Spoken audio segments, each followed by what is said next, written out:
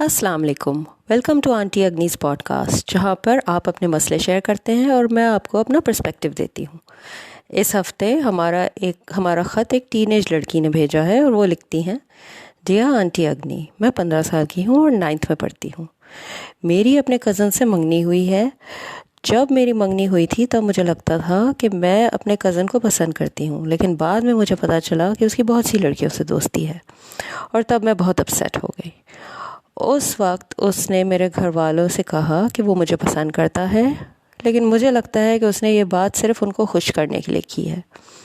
मेरी अपने मंगेतर से कोई बातचीत नहीं, हमारा कोई राब्ता नहीं है, क्योंकि हमारे ख़ानदान ने हमें एक दूसरे से बात करने की इजाज़त नहीं दी। पिछले साल हम दोनों अपने फैमिलीज़ के साथ एक हॉलिडे पे गए। वहाँ वो मेरे पास आया और उसने मुझे कहा कि मैं बदसूरत हूँ। उसके बाद से मैंने उसके ख़ानदान को एटीट्यूड दिखाना शुरू कर दिया, जिससे देखकर मेरी अम्मी मुझसे नाराज़ होती हैं। मेरी सालगिरह पर भी उसने मुझे कोई तोहफ़ा नहीं दिया। मेरे दिमाग में तरह तरह के ख़यालात आते हैं उसकी गर्लफ्रेंड्स के बारे में सोच के। हालांकि उसकी बहन ने मुझसे कहा है कि वो मुझसे बहुत प्यार करता है और उसकी गर्लफ्रेंड सिर्फ़ टाइम पास के लिए है।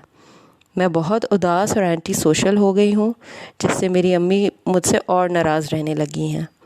मैं ये मंगनी तोड़ना चाहती हूँ और जब मैं अपनी माँ को ये बताती हूँ तो वो कहती हैं कि ये फ़ैसला हम तुम्हारी ग्रेजुएशन के बाद लेंगे। Lonely and lost. Dear lonely and lost, first of all I empathise with you. आपकी सिचुएशन वाकई डिफ़िकल्ट है। आपके मसला जो है उसके बहुत से एंगल्स हैं। तो सबसे पहले let's talk about your age. आप 15 साल की हैं, जो कि मेरा पर्सनल व्यू है कि आप मंगनी के लिए बहुत छोटी हैं। और पाकिस्तान में एज़ यू नो शादी की उम्र is around 18। I think it is 18। तो पर्सनली आई फील कि भाई जो मंगनी की उम्र है वही शादी की उम्र होनी चाहिए। वैसे भी मंगनी की कोई लीगल हैसियत तो है नहीं। अपनी ज़िंदगी के इस टाइम पर आपको सिर्फ़ अपनी पढ़ाई या आपके कोई और अगर शौक़ है तो उन पे फोकस करना चाहिए। ये जो आपकी ज़िंदगी में मंगनी करके एक टर्मोइल आ गया है, इस माहौल में आप कुछ नहीं कर सकती हैं। आप परेशान ही रहेंगी। आप ना अपनी पढ़ाई परसू कर सकती हैं सही से, ना कोई और आपका जो इंटरेस्ट है वो परसू कर सकती हैं। और आपने ये भी कहा है कि आपके घर वाले ग्रेजुएशन तक आपकी शादी करेंगे। तो क्या ये सिचुएशन आपकी ग्रेजुएशन तक यानी 9th से लेके ग्रेजुएशन तक चलेगी? मुझे ऑनेस्टली हैरत होगी अगर आप उस वक्त तक अपनी तालीम पर या जो भी आपका इंटरेस्ट है उस पर फोकस कर पाएंगी। मेरा मशवरा है कि आप अपनी पढ़ाई पर ध्यान दें और अपने वालिदैन को बताएं कि इस इमोशनल टर्मोइल जो चल रहा है आपकी ज़िंदगी में, उससे आपकी पढ़ाई का बहुत नुकसान हो रहा है। एक और एंगल जो इस लेटर को पढ़ के मेरे दिमाग में आया था वो ये था कि पाकिस्तान में फोर्स मैरिजेस आर इलीगल। ये गैर कानूनी है फोर्स मैरिजेस। तो जब आपकी मंगनी हुई थी उस वक्त तो आप ठीक थी, you were okay with the idea of marrying your cousin. लेकिन अब जो कुछ हुआ है उसके बाद से, मंगनी होने के बाद से आप ये मंगनी तोड़ना चाहती हैं, तो आपकी ये जो आपकी अरेंजमेंट है ये फोर्स्ड मैरिज की तरफ जा रही है। तो it is illegal. Force marriage is illegal. Unfortunately बहुत से लोग हमारे यहाँ इस चीज़ पर ज़्यादा ध्यान नहीं देते। फोर्स मैरिजेस हमारे यहाँ काफ़ी कॉमन है और अक्सर बट द लॉन्ग टर्म जो उसके इम्पैक्ट होता है वो अक्सर सही नहीं होता। फोर्स मैरिजेस अक्सर कपल्स के लिए ज़िंदगी भर का मसला बन जाती है। आई नो पीपल जिनकी शादियां जब हुई थी उनके जो डे 1 पे मसले थे वो 20 साल बाद भी वही मसले चल रहे हैं। तो अक्सर ये रिलेशनशिप्स जो हैं ये टॉक्सिक हो जाती हैं।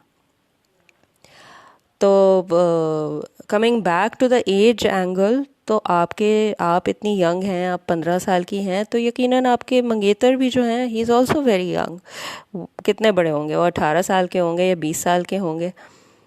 तो और जो आपने उनके बारे में बताया है उससे जो पता चल रहा है, यानी कि अगर वो दूसरी गर्लफ्रेंड्स की बात हो रही है और अगर वो ये कह रहे हैं कि तुम बदसूरत हो या इस किस्म की, तो इससे ज़ाहिर हो रहा है कि वो काफ़ी इमेच्योर हैं। और इतने immature, once if you're so immature, you are not ready for शादी।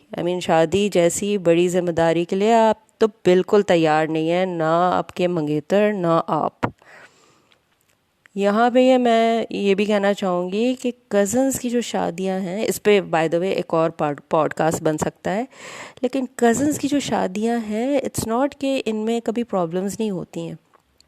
कज़न्स की शादियाँ लोग इसलिए करते हैं बिकॉज़ उनको लगता है कि हम इस फैमिली को वो अपनी फैमिली है तो वो ज़्यादा ख्याल रखेंगे, या but that's not always the case. A couple can be very unhappy even if they are cousins.